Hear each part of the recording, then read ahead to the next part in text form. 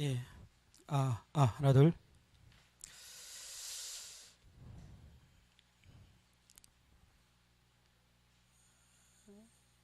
제가 그 표현을 이렇게 다른 표현을 쓰기가 이렇게 적당한 게 없어서 세계관이라는 단어를 이렇게 쓰게 됐는데요.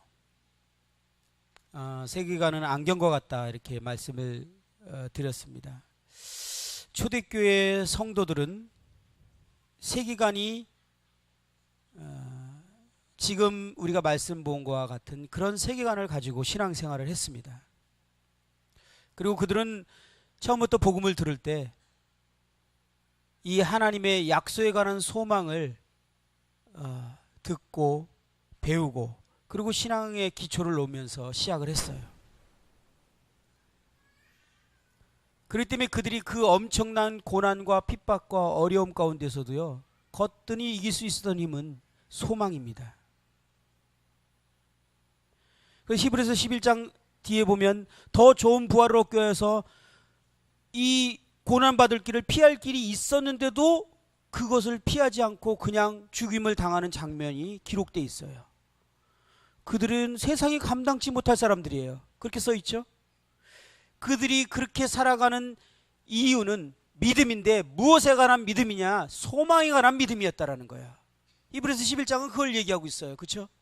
초대교회 성도들은 그들의 세계관은 그거였어요. 하늘에 관한 소망에 관한 믿음.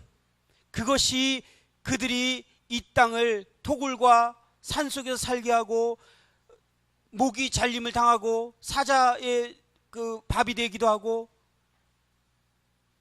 죽음을 구차히 면하기를 선택하지 아니하고 이러한 삶을 사는 능력이었고 근거였던 것입니다. 그들이 정말 그 믿음이 강해지면 강해질수록 그들의 삶은요, 세상이 감당치 못하는 거예요. 세상이 그들을 어떻게 할 수가 없는 거예요. 그들의 그 소망에 관한 믿음이 강해지면 강할수록 그들의 삶은 더 강력한 삶이 되었던 것입니다.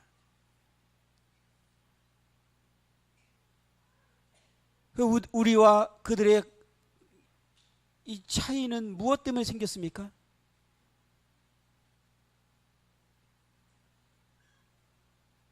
우리의 세계관이 이 성경을 보고 복음에 관한 이 성경을 해석하는 세계관이 달라진 거예요. 사실은요, 제가 믿기로는 18세기 형제운동에서 일어났던 형제님들은 이 초대교회 세계관을 다시 회복시킨 것 같아요. 그 자료들을 보면요, 놀라워요.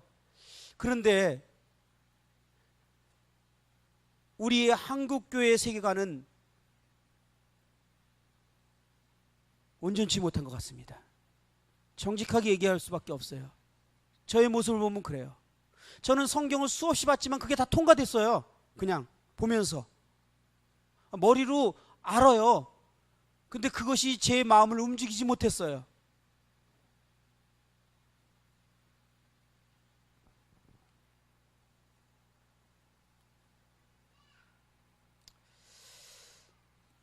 우리는 이제 이 시간 기도하는 마음으로 주님께 구해야 될 것이 있다고 생각이 들었습니다. 우리 에베소서 1장의 내용을 보겠습니다.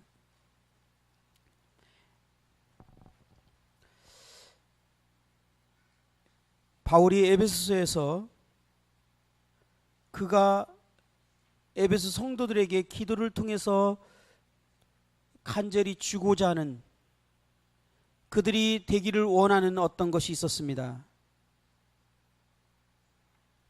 16절에 보면 내가 기도할 때 기억하며 너희로 말미암아 감사하기를 그치지 아니하고 우리 주 예수 그리스도의 하나님 영광의 아버지께서 지혜와 계시의 영을 너희에게 주사.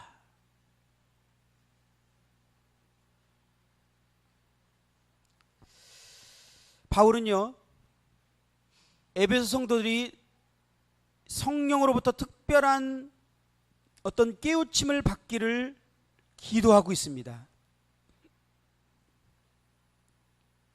근데 왜 그걸 특별한 깨우침을 받기를 기도하고 있냐면요, 이미 1절부터 14절까지 바울이 말하고 싶은 내용을 다 말을 해버렸어요.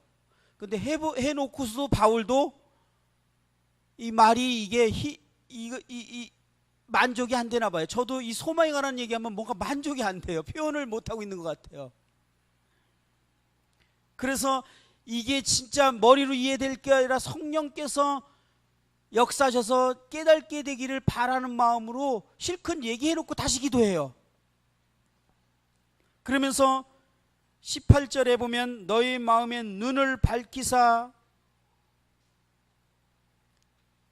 그 부르심의 소망이 무엇이며 성도 안에서 그 기업의 영광의 풍성이 무엇이며 그 힘의 위력으로 역사심을 따라 믿는 우리에게 베푸신 능력의 지극히 크심이 어떠한 것을 너희로 알게 하시기를 구하노라. 우리의 마음의 눈을 밝히사. 지금 이 뒤에 내고 있는 내용들을 사실 앞에 설명을 다 했어요. 사실은 보면. 그런데 다시 한번 바울이 기도하는 이유는 저희들의 마음의 눈이 밝혀지기를 원하는 겁니다. 바울은 이해를 넘어선 상태, 우리의 이해, 우리의 머리를 넘어선 상태, 우리의 마음의 감동으로 성령께서 우리에게 이것을 깨닫게 해주시기를 간절히 바라는 기도를 하고 있는 것입니다.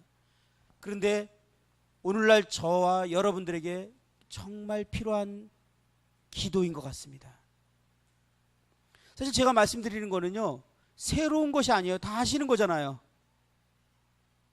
처음 들은 내용이 하나도 없어요. 문제는 그렇지라고 머리에 남아있다라는 겁니다. 그것이 지혜와의 계시의 영으로 우리의 마음 가운데 그것이 믿음으로 역사해서 우리의 삶을 움직이고 우리의 삶의 원동력이 되도록 하는 그 성령의 역사가 우리 삶 가운데 없는 것이 문제이지, 우리가 모르는 게 아니에요. 그러면 우리에게도 지금 이 바울의 기도가 간절히 필요한 그런 상황에 우리가 있습니다. 저는 이것을 위해서 기도합니다. 그리고 기도하고 왔습니다. 그리고 기린내교회에 이 바울의 기도가 역사에서 이 마음의 눈을 열어서 온 성도들의 삶이 정말 변화되기를 간절히 바라는 마음이 있습니다. 이것은요, 어떻게 말로 할 수 있는 영역이 아닌 거라는 걸 제가 알게 됐어요.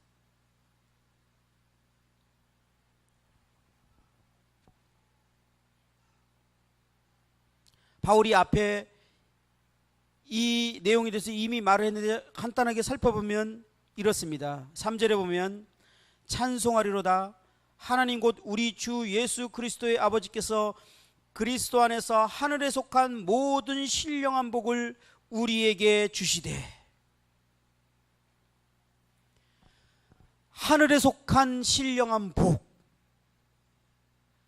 땅에 속한 것이 아니라 천상적인 일시적인 것이 아니라 영원한 하늘에 속한 복이 우리에게 주어졌다는 것입니다. 땅에 속한 복이 아닙니다. 저희 교회가 지난주에 수련을 했어요. 주제가 뭔지 압니까? 소망이었어요. 이 말씀을 보면서 제가 충격을 받은 거예요. 우리 성도들에게 지혜의 계시의 영혼을 통해서 이 소망에 대해서 더 분명히 알게 되지 않으면 가던 길을 멈추게 되고 지쳐서 쓰러지게 되고 이제 세상으로 떠날 수 있는 그런 가능성을 보게 됐어요. 정말 인도문교회 성도들 엄청 섬기는 사람들입니다. 엄청 헌신한 거예요. 한계가 있습니다. 저희는요, 옳은 일을 위해서 이것이 맞는 것이고 이것이 진리이기 때문에 달렸어요. 근데 그것은 한계가 있습니다. 우리를 끝까지 가게 하는 것은 소망이에요. 우리를 인내하게 하는 것은 소망이에요. 그래서 이번 수련회는 소망이 주제가 돼야 되겠다. 그리고 주제를 소망으로 했고요. 특별히 교사 은사가 있는 형제님에게 말씀 자체를 좀 소망에 관한 것을 풀어달라고 해야겠다. 그리고 부탁했습니다. 형제님이 난감해 하셨어요. 우리가 직접 저희들은 찾아갑니다. 장로 셋이 찾아가서 교회의 모든 상황을 다 설명드리고 왜 이 주제를 선택했고 우리 성도들이 왜 이것이 필요했는지를 가서 그 집에 찾아가서 설명했어요. 형제님이 놀라셨어요. 이런 교회 처음 봤대요. 그런데 듣고 나서 형제님이 하신 말씀이 뭐냐면, 소망 너무나 잘 알고 있는데 교사 은사는 그 얘기를 딱 듣면 말씀들이 막 떠오르잖아요. 근데 도대체 떠오르는 게 없고 뭘 얘기해야 될지 모르겠다는 거예요. 솔직한 말씀이셨어요. 그만큼 막연한 거예요. 우리에게 뭔가 문제가 있지 않습니까? 우리의 삶을 이끌어가는 그 이유인데 불구하고 우리에게 너무나 막연하다는 거. 형제님이요, 교회 오셔서 하신 말씀이, 지금까지 수련회 통틀어서 이렇게 말씀 집회를 통틀어서 내가 이렇게 열심히 준비한 건 처음이래요.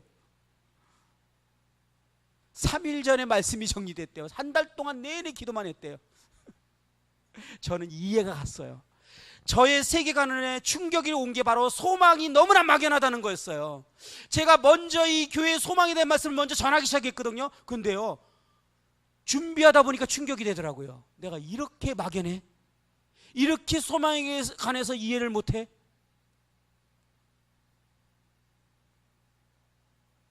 바울의 기도가 우리에게 지금 필요합니다. 근데 그 형제님이 이 소망에 관한 말씀을, 주제를 잡은 것 중에요, 제가 들은 걸 여러분에게 말씀드립니다. 이거는 이 시대의 특징에 대해서 기도를 하셨대요. 이 시대의 특징을 고민하다가 말라기서를 주님이 말씀 주셨답니다. 한번 그 형제님이 전하신 거지만 저도 좀 사용 좀 해보겠습니다. 말라기서 한번 보겠습니다.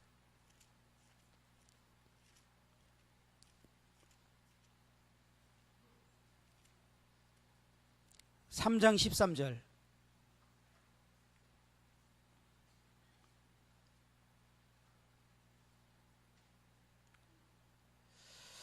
여호와가 이르노라, 너희가 완악한 말로 나를 대적하고 또 이르기를 우리가 무슨 말로 주를 대적하나이까 하는도다. 이는 너희가 말하기를 하나님을 섬기는 것이 헛되니 만군의 여호와 앞에서 그 명령을 지키며 슬프게 행하는 것이 무엇이 유익하리요. 지금 우리는 교만한 자가 복되다 하며 악을 행하는 자가 번성하며 하나님을 시험하는 자가 화를 면한다 하노라 함이라. 그때 여호와를 경외하는 자들이 피차 말하매 여호와께서 그것을 분명히 들으시고. 이 말의 요지는 뭐냐면, 우리가 하나님을 열심히 섬기면 못하겠냐. 하나님을 섬기다 낙심을 해버린 거예요.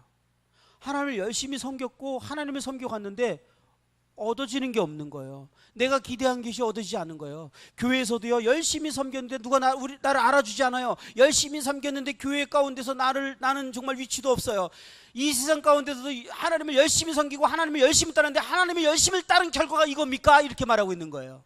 그리고 오히려 하나님을 안 믿는 악인들이나 믿지 않는 사람들이 더 잘 풀리고 있고요, 잘 되고 있고요, 자녀들이 좋은 대학 들어가고 있고요. 그런데 저는 하나님을 열심히 믿고 따르는데 우리 아이는 왜 이 모양이에요? 그리고 저는 교회에서 왜 이 모양이에요? 그리고 저에게 얻어진 게 없어요. 이렇게 말하고 있는 거예요. 마지막 때 이들이 이렇게 말한 거에 있어서 오해가 있는 것이죠. 이들에게 에베소 말씀이 있었다면 얼마나 좋았을까요? 에베소서 1장 3절 말씀, 조금 전에 읽었던 하늘에 속한 신령한 복을, 하나님께서는 우리에게 하늘에 속한 신령의 복을 약속했다라는 것, 이 땅에서는 어떠한 약속도 하지 않았다라는 것. 그런데 이들은요, 이 땅에서 하나님이 약속한 것처럼 착각한 거예요. 이 땅에서 무언가를 기대한 거예요. 이 땅에서 무언가를 하나님이 주실 거라고 믿은 거예요. 그렇게 바란 거예요. 그렇기 때문에 실망해버린 거예요. 낙심해버린 거예요. 주저앉아버린 거예요. 그들이 하나님을 오해한 겁니다. 하나님이 이 땅에서 결코 어떤 것도 약속한 적이 없습니다. 신약에서 그런 것을 발견한 분이 있으신가요? 그 어떤 것도, 단 한 가지 약속만 있죠. 이 땅에서 내가 너와 함께 하리라. 그래서 하나님은 자신을 말할 때 I am, 나는 뭐뭐이다. 이게 무슨 뜻이요? 너의 필요한 모든 것이라는 거예요. I am. 하나님의 약속은 그거 외에는 없습니다. 그런데 많은, 여기 보니까 여호와를 경외하는 자들이 그런 말을 했다라는 거예요. 여호와를 경외하는 자들이. 심지어는 하나님을 믿고 하나님을 잘 따른다는 사람이 낙심하고 뒤로 교회에서 물러나거나 세상으로 가버리거나 이러는 이유가 뭡니까? 하나님을 섬겼더니 고작 이거라는 거예요. 하나님 열심히 섬긴 대가가 이건 거예요. 낙심을 해버렸어요. 실망을 해버렸어요. 하나님을 열심히 믿고 섬겨봤다 나한테 돌아오는 게 없는 거예요. 어리석어 보이는 거예요. 바보처럼 보이는 거예요. 교회에서 적당히 예배만 드리고 그냥 세상에서 잘 나가는 사람을 보니까 그들이 더 똑똑하고 지혜로워 보여요. 내가 바보처럼 보이는 거예요. 그래서 낙심했어요. 주저앉았어요. 그것이 이 말라기 시대의 특징이었어요. 이 말라기 시대의 특징이 그 형제인 표현으로는 이스라엘의 역사상 가장 최악의 시대였다라고 표현합니다. 왜? 하나님이 더 이상 말하기 싫어서, 상종하기 싫어서 하나님이 침묵을 시작해버렸다는 거예요. 여러분, 말 섞기 싫어하는 상태가 되는 게 최악인 거 아닙니까? 관계에 있어서 더 이상 이제 말하고 싶지 않아요. 그래도 이 사람의 가능성일 때는 설명하고 설득하고 말을 해요. 그래서 그전에는 계속 이스라엘 백성에게 하나님께서 설득하고 그래서는 안 된다 돌아오라 그러고 그들의 마음을 바꿔서 계속 선지자를 보냅니다. 또 말씀하죠. 근데요, 이제 하나님이 포기해버렸어요. 이제 너하고 말 섞기도 싫다는 거예요. 400년 동안 하나님이 침묵을 해버렸어요. 이미 가장 최악의 어두운 시대 말라기. 근데 그 어두운 시대의 특징이 뭔지 압니까? 하나님의 섬겨받자 돌아오는 게 없다라는 거예요. 너무 열심히 섬기는 거 바보 같은 거라는 거예요. 너무 교회를 위해서 올인하는 거 어리석은 거라는 거예요.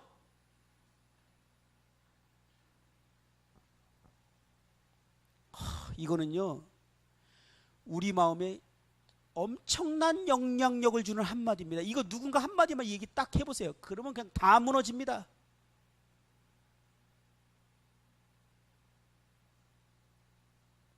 하나님이 가장 이스라엘 백성과 사이에서 최악의 상태였던, 말을 섞기 싫어했던 이제 더 이상 이제 너희들에게 말도 하기 싫어서 침묵을 했던 그 상태가 어떤 상태냐면, 제가 하나님을 섬겼는데 고작 이것입니까? 그리고 하나님을 열심히 섬기고 하나님을 살아가는 것은 어리석은, 적당히 섬겨야 된다. 우리 부모님들이요, 저희 청년들은 정말 순전하고 순수하기 때문에 말씀 그대로 믿는 게 있어요. 젊은이들의 특징이죠. 그렇죠, 청년들? 그대로 다 믿으시죠? 기대합니다. 근데 청년들이 믿음으로 살면요, 부모님들이 가슴이 철렁철렁하고 난리가 나요. 부모님들이. 그래서 청년들이 와서 부모님 때문에 믿음 생활 못 하겠대요. 꼭 그렇게까지 해야 되냐고 얘기한대요, 부모님들이. 그 한 청년이요, 부모하고요 싸움 아닌 싸움을 했어요. 교회에 필요가 있어서 그동안 좋은 직장을 다녔는데 수년 동안 다니면서 모아둔 돈이 있었어요. 근데 정말 필요를 봤어요. 그래서 주님께 드리고 싶다는 거예요. 부모님한테 말씀을 드렸어요. 그랬더니 부모님, 그거 잘 좀 생각해봐라. 그래갖고 또 부모님께 순종해야 되니까 포기를 했어요. 근데 그 다음에 주님이 또 부담을 주신 거예요. 이 하늘의 소망을 가진 이 청년 입장에서는 이 정말 주님을 해서 이거를 드리고 싶은데, 그래서 부모님한테 두 번째 말씀 드렸어요. 그것도 수련회 끝나고 오는 길에 차에서 부모님이 엄청 갈등이, 밥만 드리면 안 되겠냐 이렇게 얘기한 거예요. 이 청년이 그러면 안 드리겠습니다.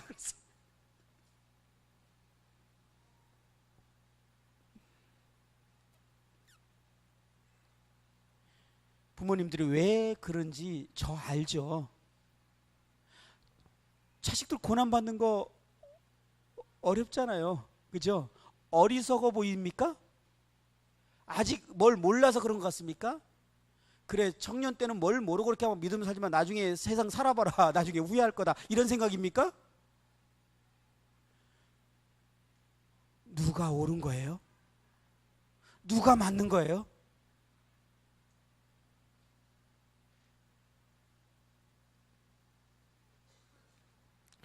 저는 때로는 꼭 과격분자 같아요. 이런 말을 하고 있으면. 근데 가만히 보면 제가 말씀을 얘기하고 있거든요.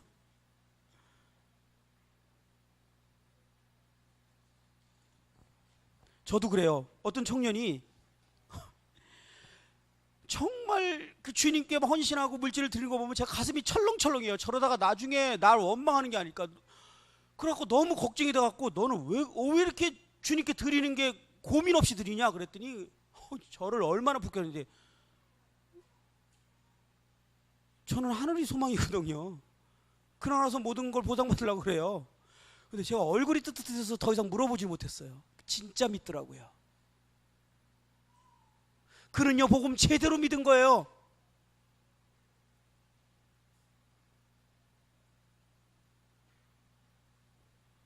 생명력이 있는 교회요? 무엇으로 해요? 이거 빼고 그냥 막 사랑하고요. 어쩌면 위선 아닙니까? 우리 형제운동의 형제님들의 믿음의 삶을 한번 자료가 있으면 살펴보세요. 그들은 정말 소망에 관한 믿음을 가진 분들이세요. 그 먼저된 형제님들은요 희한하게 그 당시에 보면은 그 위치가 뭐죠? 단어가 생각은 안 나는데 뭐 공작이고 뭐라 그러냐 백작들이고 막 이렇게 위치에 대단히 그 세상에서도 탁월한 사람들이었고요. 엄청난 그 부를 가진 사람들이 상당히 많이 있었어요. 학자들이. 근데 그 형제님들이요 어떻게 사셨는지 여러분 소문으로도 못 드셨습니까? 그들은 정말 초대교회 성도처럼 믿음으로 살았어요. 진짜 그렇게 사셨다고요. 그들은 말이 아니었어요. 진짜 믿은 거거든요.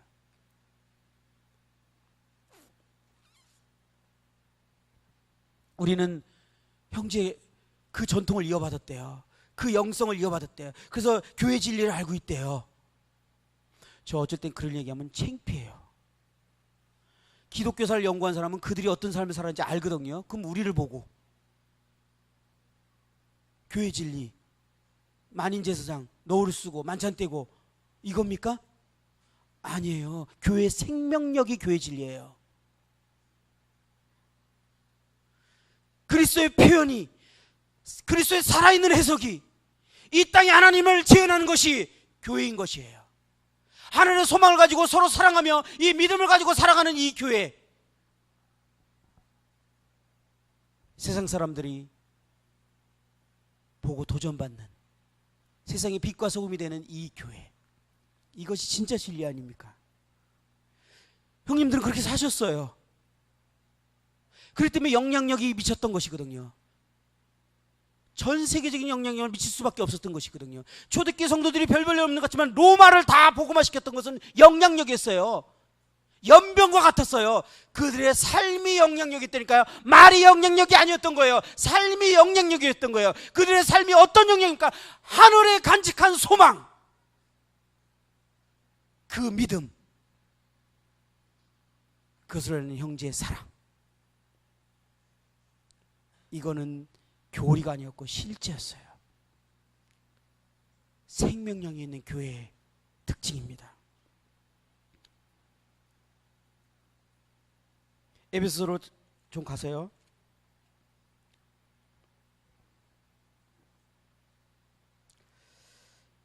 에베소에 보면 이 일들이 하나님의 뜻으로 말미암아 시작되었다라는 것을 바울은 표현하고 있습니다. 그래서 5절에도 그 기쁘신 뜻대로, 9절에도 보면 그의 기뻐하심을 따라,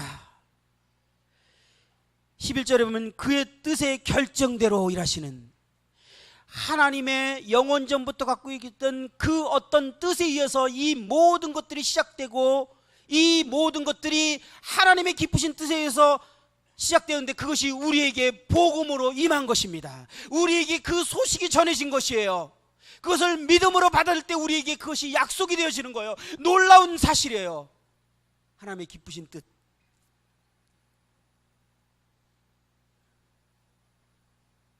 그것 때문에 4절에 보면 우리를 택하셨고 5절에 보면 그것 때문에 우리를 예정하셨고 그것 때문에 7절에 보면 죄사함을 받았고 결국은 11절에 그 이유가 뭐냐면 우리가 예정을 입어 그 안에서 기업이 되게 하셨으니 이 기업이 되게 하시기 위해서 우리를 택하고 예정하시고 죄사함을 주시고 결국 그렇게 하셨다는 거예요.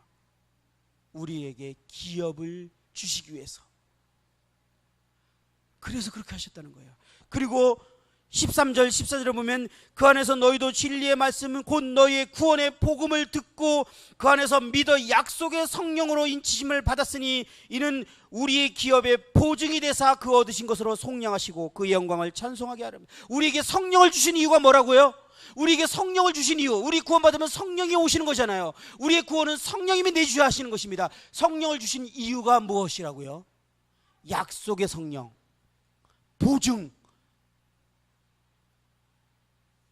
구원받은 거에 대한 보증이요? 아니요. 여긴 그렇게 말하고 있잖아요. 약속에 대한 그 하나님의 약속에 대한 보증으로 성령을 주셨다라는 거예요. 성령이 오신 이유예요.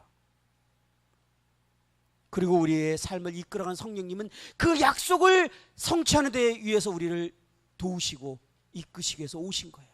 그리고 성령 오신 이유가 그 약속을 받은 보증, 계약서, 도장 꽉 찍은 것. 이제 계약서가 있으면 꼼짝 없는 거예요. 근데 그것이 약속 때문에 주어진 성령님이라는 거예요. 우리가 이런 것을 정말 깊이 인식하고 있는가요?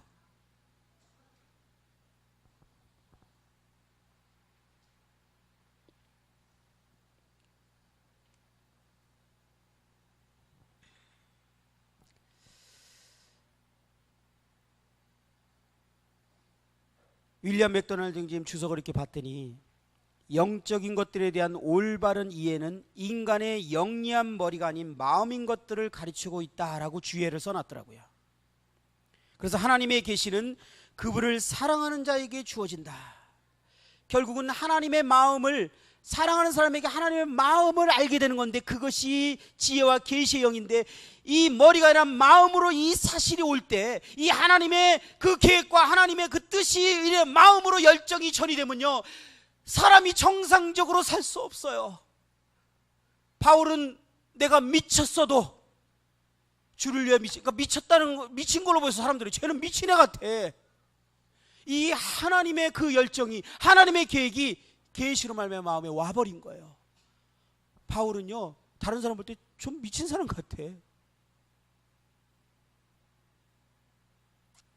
저와 여러분들에게 필요한 영역이 아닐까요? 기도하십시오. 그러면 그 내용이 무엇이냐? 바울이 아까 말했지만 첫 번째는 우리에게 부르심의 소망, 이것을 정말 우리가 마음에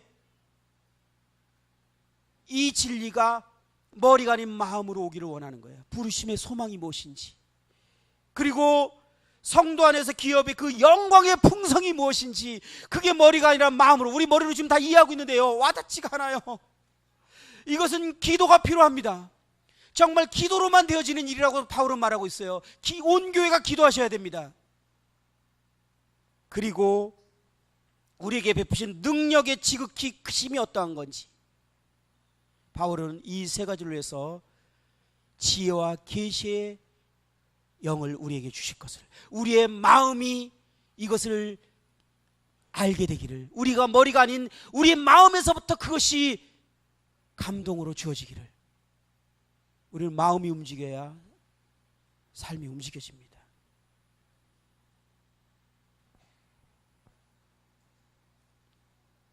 성도들의 부르심의 소망이 무엇이죠? 고린도후서 5장을 한번 살짝 살펴볼까요? 고린도후서 5장.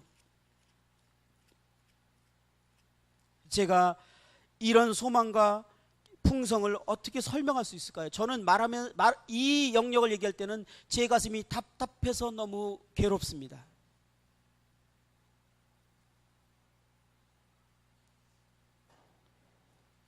(5장의) 1절부터 4절에 보면, 만일 땅에 있는 우리의 장막집이 무너지면 하나님께서 지으신 집 곧 손으로 지은 것이 아니요 하늘에 있는 영원한 집이 우리에게 있는 줄 아느니라. 참으로 우리가 여기에 있어 탄식하며 하늘로부터 오는 우리의 처소로 덧입기를 간절히 사모하노라. 이렇게 입으면 우리가 벗은 자들로 발견되지 아니라 함이라. 참으로 이 장막에 있는 것 같이 이 장막에 있는 우리가 짐진 것 같이 탄식하는 것은 벗고자 함이 아니요 오히려 덧입고자 함이니 죽을 것이 생명의 상품바 되게 하려 함이라. 이 4절에 보면 성도들이 세 가지의 조건 속에 존재하는 것을 설명하고 있는데, 첫 번째가 육체 속에 거하는 것입니다. 여기에는 이 장막 안에 있는 우리가라고 표현하고 있습니다. 그 다음에 두 번째 조건은 육체와 분리되어 있는 그런 상태를 말하고 있는데, 벗은 자라고 표현하고 있습니다. 우리가 육체와 분리돼서 죽은 상태에 있는 것은 벗은 자의 상태입니다. 지금 우리보다 먼저 가신 믿음의 선진자들은 바로 이런 상태에 지금 있는 것입니다. 벗은 자로 있는 것이죠.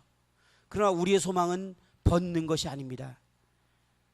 4절에 덧입고자 함이니, 우리의 소망은 덧입는 것입니다. 바로 영화로운 몸을 입는 것이 우리의 소망이에요. 영화로운 몸. 이것을 어떻게 다 이해할 수 있을까요?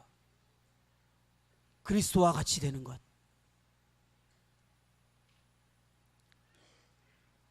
이것은 시간상 이 내용 자체를 설명할 수 없겠지만, 우리가 이 영원한 몸을 입는 것이 우리의 부르심의 소망입니다. 그렇기 때문에 우리는요, 주님이 오시는 것을 그래서 기다리는 거예요. 주님이 아직도 죽은 성도들조차도 주님이 오심을 기다리고 있다는 걸 여러분 이해하십니까? 아직 죽은 성도들도 영원한 몸을 입지 않았어요. 몸을 벗었을 뿐이에요. 이 죄의 몸을 벗은 것이에요. 완성된 것이 아니에요. 영원한 몸을 입는 것이 우리의 소망이에요. 그리스도께서 다시 이 땅에 오실 때 죽은 자들이 먼저 살아나고 영원한 몸을 입고, 이제 산 우리도 영원한 몸을 입게 되는 것이, 그것이 우리의 소망이에요. 이것이 그리스도인들의 소망이에요. 그래서 우리는 주님이 오신 것을 소망하는 거예요. 이 땅에 사는 게 괴로워서 소망하는 게 아니에요. 천국 가는 것 때문에 소망하는 것이 아니에요. 단순하게 우리가 그 영원한 몸을 입어서, 그 다음에 보면 기업의 영광의 풍성을 통해서 이걸 좀 연결해 보면요, 에베소로 다시 한번 갑니다. 에베소로 다시 한번 가보겠습니다. 9절 10절에 보면 때가 찬 때가 찬 경륜을 말하고 있습니다. 이게 때가 찼다라는 표현은 여정을 마치고 결국에 이르는 때인 어떤 미래를 말하고 있는 것입니다. 그렇죠? 우리는 이것을 천년왕국이라고 이해하고 있어요. 그리고 경륜은 시간이 아니라 경영, 일을 처리하는 하나님의 방법입니다. 다가올 천년왕국 시대에 어떤 일이 벌어질 것이, 하나님이 어떤 일을 행하실 것인 거에 대한 내용을 지금 말하고 있습니다. 바울은 그때 무슨 일이 일어나죠? 우리는 그리스도의 신부로서 그리스도와 함께 영광 중에 다시 이 땅에 오게 됩니다. 대통령이 되면 그의 부인은 자연스럽게 그 영광으로 함께합니다. 여사가 되는 거예요. 그렇죠? 우리는 그리스도의 신부이기 때문에, 그리스도와 하나이기 때문에, 그리스도의 몸이고 그리스도와 같은 존재이기 때문에, 그리스도가 영광 가운데 오셔서 이 온 세상을, 땅과 하늘과 모든 만물을 통일해서 이제 통치하시고, 그들을 그리스도의 발 아래 굴복시키면서 모든 것을 통일하실 때, 통치하실 때 우리가 함께 통치하게 되는 위치에 서게 된다는 것이죠. 그리스도와 함께 그 영광스러운 몸을 입고 그 영광을 함께 누리게 되는 존재, 그리스도 몸된 교회, 저와 여러분입니다. 그 말을요, 바울은 표현할 길이 없어서 12절에 이렇게 표현했어요. 다른 설명을 할 방법이 없었던 것 같아요. 이는 우리가 그리스도 안에서 전부터 바라던 그의 영광의 찬송이 되게 하려 하심이라. 우리가 영광의 찬송이 된대요. 바라던 그 영광의, 바라던 영광의 찬송이 우리가 된다는 거예요. 이게 무슨 말입니까? 그때가 되면 온 인류와 모든 피조물이 예수 그리스도를 찬양하고 하나님을 찬양할 뿐만 아니라 우리를 보고 찬송하게 될 것입니다. 그들이 우리의 그 영화롭게 된 우리의 그거를 보고 하나님의 하신 영원전부터 계획과 그 하나님의 하신 놀라운 일을 우리를 보고 감탄을 하면서 주님을 찬양하고 하나님을 찬양하게 될 거라는 거예요. 우리를 보고. 우리가 보통요, 자식 잘 키워놓으면 야, 누구 집 아들인지 정말 잘 키웠다라고 그 아버지를 찬양하잖아요. 그 엄마를 찬양하잖아요. 그래서 엄마 아버지가 자기가 영광 받으려고 막 아이들을 죽자 사자 공부시켜서 서울대 보내죠. 결국은 자기가 영광 받으려고 하는 거였어요. 딴 얘기로 갔지만 그게 영광이거든. 이 땅에 소망을 가지면 그것이 영광이니까 그렇게 사시는 거죠. 그죠? 근데 하나님은 우리를 통해서 영광을 받으시기로 결정하셨어요. 이 땅에 이제 천년국에 들어가는 수많은 온 세상의 백성과 피조물들이 하나님을 찬양하는데 그 찬양의 제목 중에 큰 제목이 하나가 우리를 보고 어떻게 하나님은 이런 일을 행할 수 있을까? 어떻게 이런 일이 벌어질 수 있을까? 하나님의 영원 전부터 품었던 이 계획이 이렇게 놀라울 수가 있을까? 그 하나님을 우리 때문에 찬양하게 된다는 거예요. 그래서 우리는 찬송이 되는 거예요. 우리 자신이 이거보다 더 영광스럽고 하나님을 기쁘시게 한 일이 있을까요? 하나님의 영광을 받으실 것인데 우리 때문에, 우리 같은 쓰레기 때문에, 우리 같은 정말 먼지만도 못한 쓰레기 통해서 그 완전하시고 그 크신 우주 만물이 담을 수 없는 그 엄청난 하나님이, 그 완전하신 하나님이, 그 거룩한 하나님이 우리 때문에 찬송을 받으신다는 거예요. 말이 되는 얘기입니까 이게? 그것이 우리가 바라는 거예요. 그 약속이 우리에게 복음으로 말미암아 주어졌어요. 그것이 저와 여러분들에게 삶의 원동력이 되고 있습니까? 그게 삶을 이끌어가는 이유가 됩니까? 내가 주님께 헌신하고 주님께 드리는 이유가 됩니까? 형제를 사랑하는 이유가 되고 있어요? 아니라면 기도가 필요합니다. 우리에게. 이것이 성령으로 말미암아 우리 마음에, 머리가 아니라 마음으로 임할 수 있도록 기도하십시오.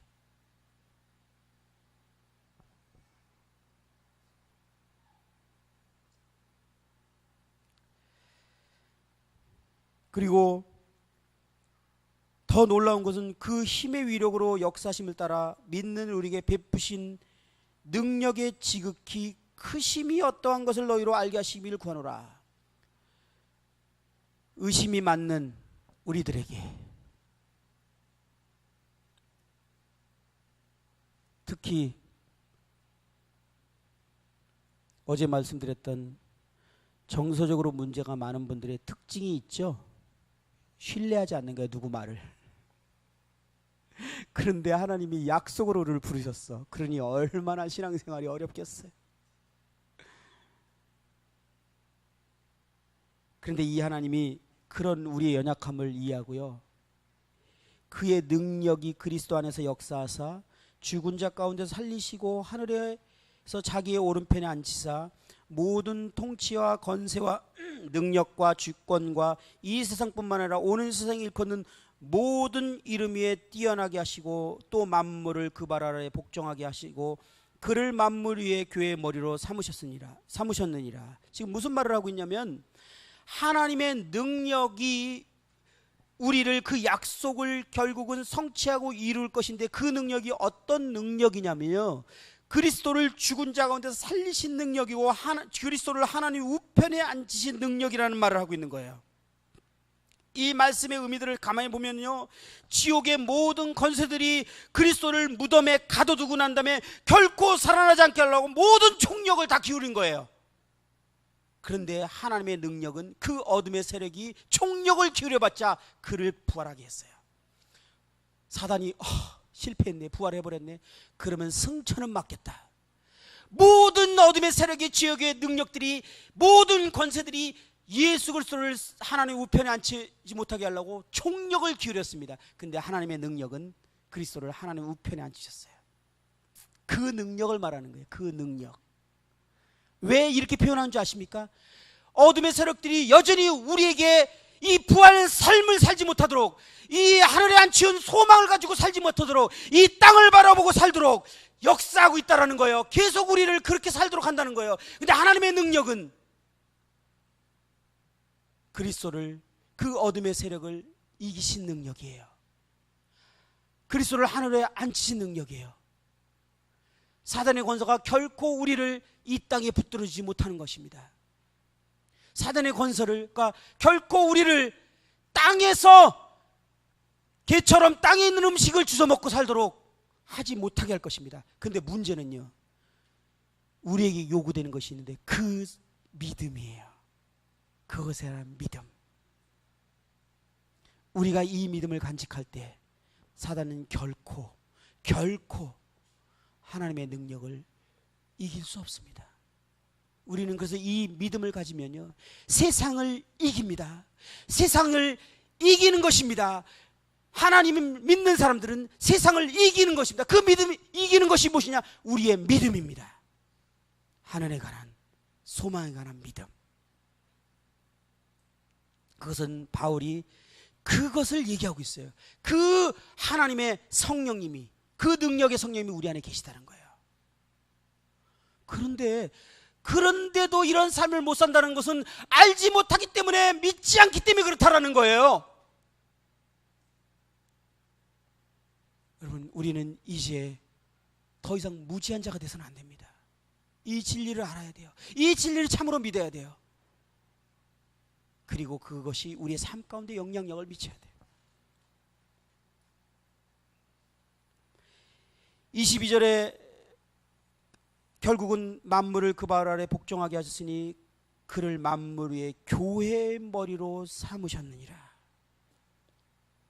이러한 소망의 기업의 풍성이 그리스도의 몸인 교회의 특권이며 약속인, 그리스도와 하나가 된, 그렇기 때문에 그리스도가 하늘에 앉힘 받기 때문에 우리도 그렇게 될 것에 대한 약속을 말하고 있습니다. 지난번에 첫 시간인가 둘째 말씀드린 것처럼 교회는 그의 몸이니 만물 안에서 만물을 충만케 하시는 이의 충만이다. 여기서 이 내용 끝에 나온 내용입니다. 충만은 보완이라는 말입니다. 두 가지가 합했을 때 온전케 완성되는 걸 말합니다. 몸이 머리의 보완이듯이 교회는 그리스도의 보완입니다. 교회는 만물 안에서 만물을 충만하게 하신 자의 보완이다라고 말하는 것입니다.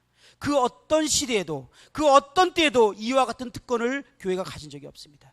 그렇기 때문에 교회가 그리스도께서 영광 중에 오실 때 함께 그렇게 오고, 영광 중에 모든 만물을 통일하시고 통치하실 때 교회가 함께 하게 된다는 것입니다.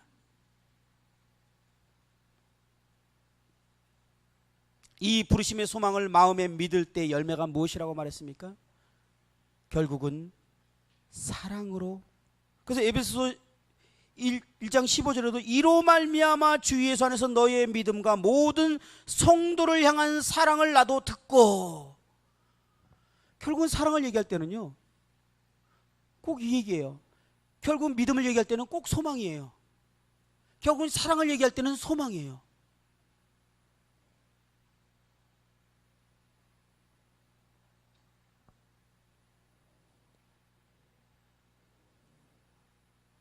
갈라디아서도 제가 첫 시간에 사랑으로 역사하는 믿음을 얘기했는데요, 6절에는 사랑으로 역사하는 믿음을 표현했는데, 사실은 더 풍족히 보면 5절에 보면 우리가 성령으로 믿음을 따라 의의 소망을 기다리노니 그렇게 말해놓고, 그리스도 예수 안에서는 할례나 무할례나 효력이 없으되 사랑으로 역사하는 믿음이라. 결국은 그 얘기를 하고 있어요. 그죠? 사랑으로 역사하는 믿음이 무슨 믿음이라고요? 의의 소망을 기다리는 믿음, 소망에 관한 믿음.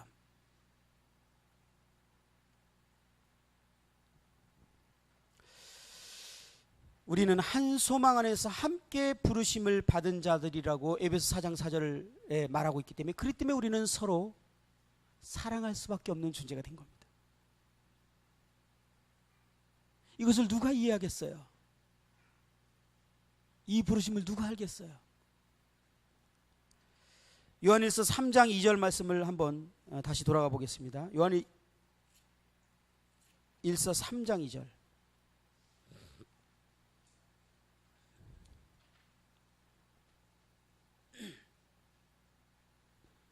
이 절에 보면, 사랑하는 자들아, 우리가 지금은 하나님의 자녀라. 장래에 어떻게 될지는 아직 나타나지 않았으나 그가 나타나시면 우리가 그와 같은 줄을 아는 것은 그의 참모습을 그대로 볼 것이기 때문이니, 주를 향하여 이 소망을 가진 자마다 그의 깨끗하신 것 같이 자기를 깨끗하게 하느니라. 이 부르심의 소망을 가진 사람들의 특징 열매는, 두 번째는 결국은 경건한 삶, 거룩한 삶을 살게 된다는 것이에요. 우리가 이 소망이 없기 때문에 세상에 속하게 되고, 세상에 속해서 일만하게 뿌린 그 뿌리 가운데에서 우리가 살게 되면서 모든 죄악들이 시작되는 것입니다. 그러나 세상을 이기는 믿음, 이 소망을 가진 사람들은 다음 시간에 더 자세히 말씀드리겠지만 경건한 삶을 살 수 있게 되어지는 것입니다. 그것이 열매예요. 그리고 베드로전서에 우리가 읽었듯이 나그네 삶을 살게 되는 것입니다. 우리가 하나님의 부르심의 약속의 소망을 진정으로 믿을 때 우리의 생활에 어떤 실제적인 영향이 미치게 되겠습니까? 한번 생각해 보세요. 정말 믿는다면 어떤 영향이 미치겠냐는 거예요. 적어도 지금 같지는 않겠죠.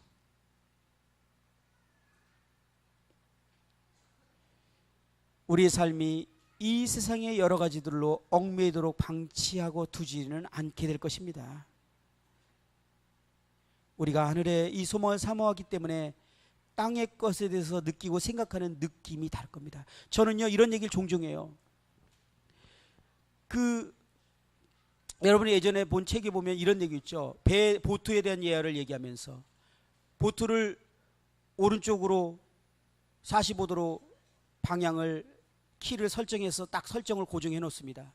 그럼 보트는 계속 15도로 가려고 하는, 자연스럽게 가려고 해요. 그런데 그거는 수동으로 왼쪽으로 돌릴 수 있어요. 그렇게 설정해 놓고 왼쪽으로 돌리면 배가 왼쪽으로 갑니다.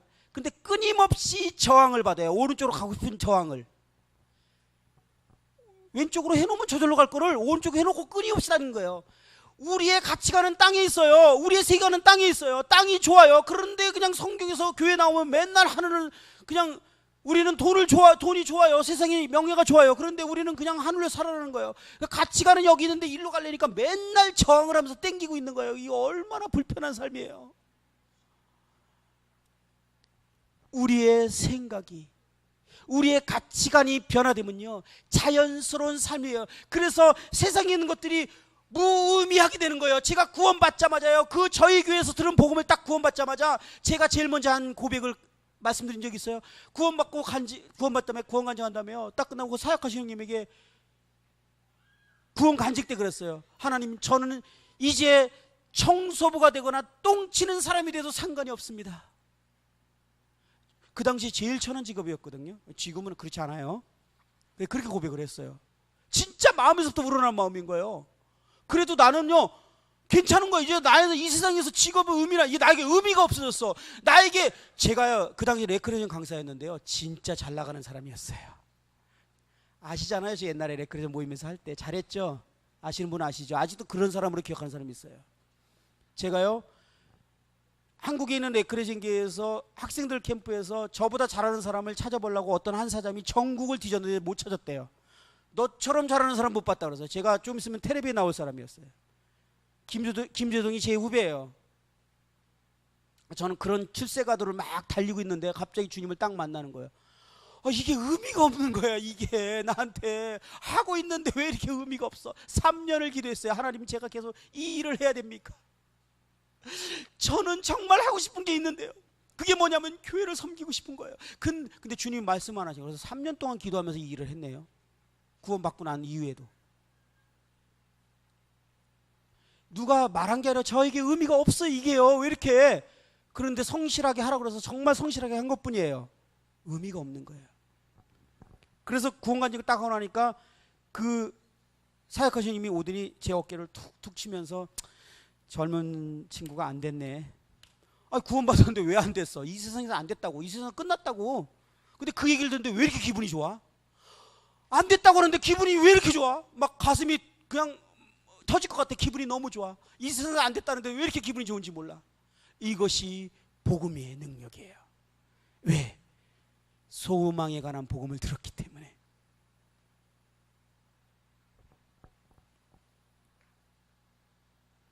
무릇 하나님께로 난 자마다 세상을 이기느니라.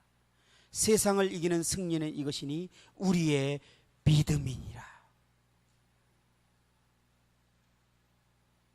하나님은 우리가 진정으로 믿기를 원하시고 행함으로 증명을 하시기를 원합니다. 그래서요,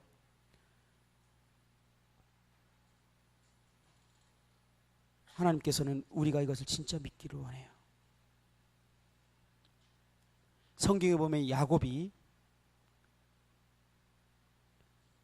큰 어려움을 겪고, 야곱이 참 문제가 많은 사람이에요. 하나님의 주권적인 섭리에서 야곱이 택해졌고 그 은혜를 받았지, 그 사람 삶 자체는 참 문제가 많았습니다. 그런데 야곱과 아브라함과 이삭이 정말 다른 점이 성경에 발견돼요. 야곱은요, 하늘의 소망을 두는 것에 대해서 가장 문제가 있었던 사람이었어요. 그래서 그의 삶이 문제가 많아요. 그러니까 하나님하고 다 협상하는 거 보면 꼭 그냥 하나님하고 뭔가 이 땅에서 잘 되는 거 협상하죠. 꼭 그냥, 그러면 내가 당신 믿겠다는 거야. 그러면 내가 당신한테 11조도 하겠다는 거야. 잘 되게 해달라는 거야. 야곱은 그냥 온통 땅이야 그냥. 그래서요, 창세기 33장 17절에도 보면 야곱은 숫곳에 이르러 자기를 위하여 집을 짓고 그 가축을 위하여 우릿간을 지었으므로 그 땅 이름을 숫곳이라 부르니라. 아브라함과 이삭이 한 번도 하지 않은 짓을 해요. 아브라함과 그 약속을 또 이어받은 이삭은 나그네와 행인으로 살았는데 그의 자식인 야곱은 엉뚱한 짓을 합니다. 자기를 위해서 집을 지어요. 야곱의 가치관은 문제가 있었어요.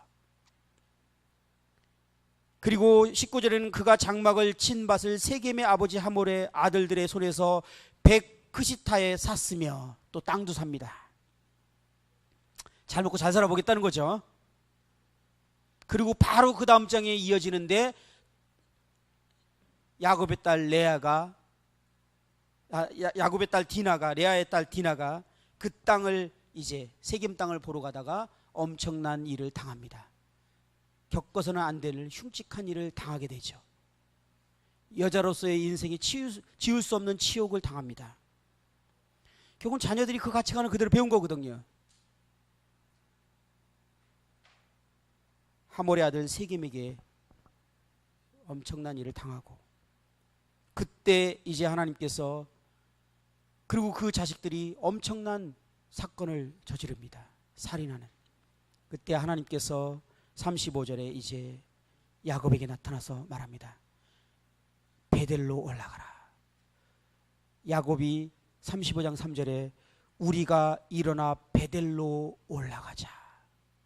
베델이 무엇이라고 말씀드렸습니까? 하나님의 집, 부르심을 받은 사람들이 모인 그곳, 하늘의 소망을 가진 사람들의 삶을 사는 사람들, 베델, 교회.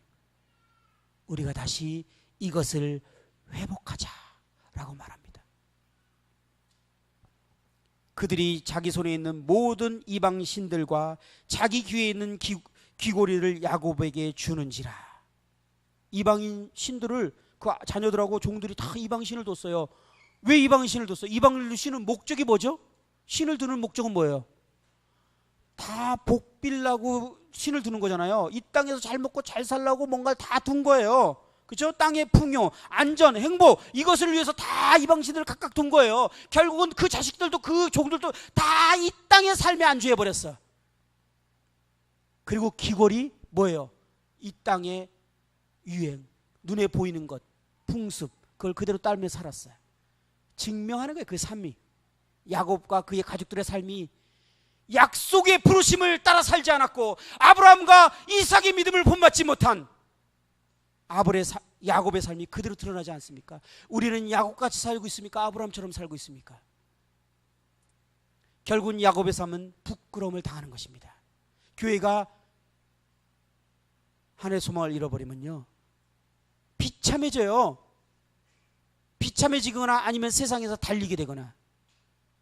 어정쩡하면 비참하잖아요. 세상에서 가도 비참하고, 그렇다고 소망도. 그러니까 청년들이 우리의 삶을 보고서 배우는 게 뭐예요? 지난번에도 말씀드렸죠. 이제 청년들의 문제를 제가 어느 날 봤어요. 청년들의 문제가 뭐냐면요, 그냥 형님들이 그냥 강단에서 맨날 말하는 거예요. 뭐 세상을 사랑하면 안 되고 세상 다 버려야 된다는 거예요. 버리라는 거. 그러니까 버려야 되는 거, 버리려고 해서 버렸는데 버리고 나니까 우울해. 슬퍼. 남들이 즐거워하는 즐거운 것도 버렸지. 남들이 하는 명예도 이제는 따라가면 왠지 교회에서 왠지 이거 세속적인 사람 같지. 그 다음에 부나 이런 것도 막 집도 좋은 차 누리려면 눈치 보이지. 그래서 그런 거를 하고 싶은데 안 했어. 버려야 돼. 그러니까 우울한 거야. 그래서 주변에 있는 친구들이 예수 믿어 그러니까, 야, 내가 너처럼 될까 봐 안 믿어, 이렇게 말하는 소리를 들어. 왜? 주변 사람들 보니까 쟤는 술도 안 먹고 여자도 안 노는데 그렇다고 행복해야 보지도 않고 그냥 즐기는 것도 없고 그렇다고 잘 사는 것도 없고, 그런데 얼굴도 보니까 우울해. 소망도 없어. 그러니까 너처럼 믿을까 봐 싫어. 이게 지금 일어나고 있는 현실이라는 거 이해하세요? 이게 그리스도의 삶이 맞습니까? 왜 버리는 거예요? 왜 버린 거예요? 왜 그것이 우리에게 의미가 없어진 거예요? 소망 때문에. 근데 소망은 없고 배운 게 그거라니까. 우리 학생들이, 자녀들이, 청년들이 우리들한테 배운 게 그거예요. 그냥 버린 것만 배웠어요. 버리는 흉내 내는 거, 버리는 말만 들은 거예요. 소망은 들어본 적이 없어. 그러니까 그거는 흉내를 내는데 우울한 거예요. 그래서 청년들이 이렇게 보면 밝지가 않아. 우울해. 모임 청년들이 자기들끼리 모여서 위안을 삼거나 자기들끼리 같이 세상을 즐기는데 좀 위안이 된 거야. 왜? 같은 형제끼리 세상을 즐기니까 좀 마음이 편해. 그래서 형제끼리 같이 죄죠. 형제끼리 같이 모여서 그런 얘기하고 있어. 만나면 우리 토론 주제가 뭐야? 우리 이성교제에 대해서 얘기해보자. 제일 재밌어. 왜 이렇게 됐냐는 거예요. 이게 교회의 현실 아니냐는 거예요. 우리들이 그렇게 만들어 놓은 거예요. 왜? 우리가 소망이 없이 살아가니까. 보고 배운 게 그거거든. 청년들이 이 말 듣고 이제 어른들한테 핑계대고 그러시면 안 돼요. 그렇다고 하나님이 그래요. 어른들이 그랬으니까 너한테 책임 안 묻겠다. 아니야. 말씀으로 우리는 살아가야 되는 거거든. 우리에게 책임이 있습니다. 교회가 어떻게 회복돼야 되는지 우리는 다시 한번 생각해 봐야 돼요. 미래가 달린 거예요. 구원받은 사람이 구원받자마자 어떻게 살 건지가 다 결정된 거예요. 우리 때문에. 결코 우리 이상을 벗어날 수 없어요. 또 불행한 사람 만드실 거예요, 이 땅에서. 그리고 죽어서 천국 가는가 다행이지 뭐. 그래도 버텨봐. 이런 거예요? 아니에요. 복음은 복된 소망, 산 소망, 복스러운 소망, 세상을 이기는 믿음, 세상이 감당치 못하는 믿음, 세상이 우습게 보이는 믿음. 저희 동서가요, 사장님이세요. 근데 저희 밑에 동서가 사장님인데 저보다 나이가 4살이 많아. 세상적으로 속상하죠? 그러니까 저를 기를 죽이려고. 근데 나이로 죽이려면은 내가 윗동서인데 이러면 깨갱하잖아요. 그러니까 그걸 못하니까 머리가 좋아요. 그래서 돈으로 이제 힘을 쓰는 거야. 저만 오면 이렇게 차비를 줘요. 그리고 뭐 이렇게 돈을 주려고 그래요. 그리고 막 맛있는 밥을 먹여요. 그러면 세상은 어떻게 해줘? 들어가잖아요, 밑으로. 왜? 그걸로 안 통한 사람이 없었거든. 한 1년을 하더니 어느 날 형님 그러더라고요. 형님 말을 안 했어요. 한 1, 2년을 그렇게 하더니 나중에는 형님 형님 진짜라는 거예요. 왜? 아무리 돈 써도 안 통하거든 얘가. 도대체 먹히지가 않아 내 귀에. 돈을 주면요 제가 안 받는 게 아니라 받아요. 감사하다고. 잘 써요. 근데 왔는데 기는 안 죽었어. 주면은 받아요. 그리고 잘 써요. 안 받으면 오히려 자존심 상한 거, 자존심 있는 사람이 안 받는 거죠. 싸우는 거거든요. 기싸움. 저는 싸울 이유가 없기 때문에 주시면 감사, 은혜로 주는 거니까 받아요. 그리고 잘 써요. 그런데 왔는데 보면 기가 안 죽어 있거든.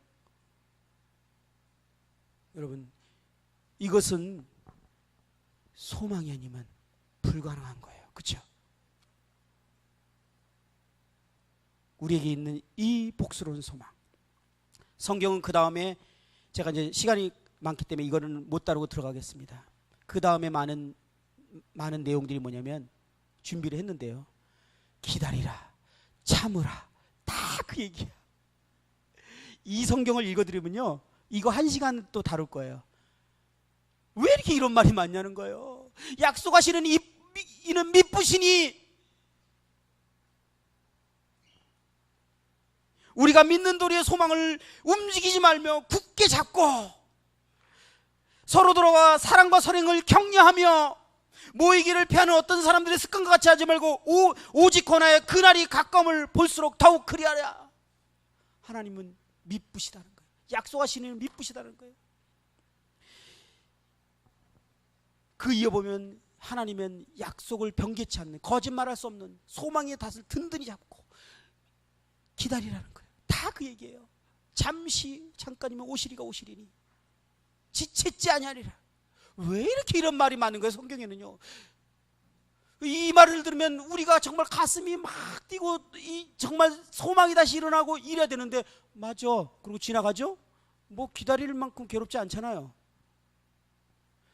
그리스도인이 때문에 여러분 피해 본 게 얼마나 있으십니까? 세상 사람들은 다른 게 뭐 얼마나 있으세요? 다 누리시지 않으세요? 이것은 아브라함의 삶이 아니에요. 이삭의 삶이 아니에요. 야곱의 삶이에요.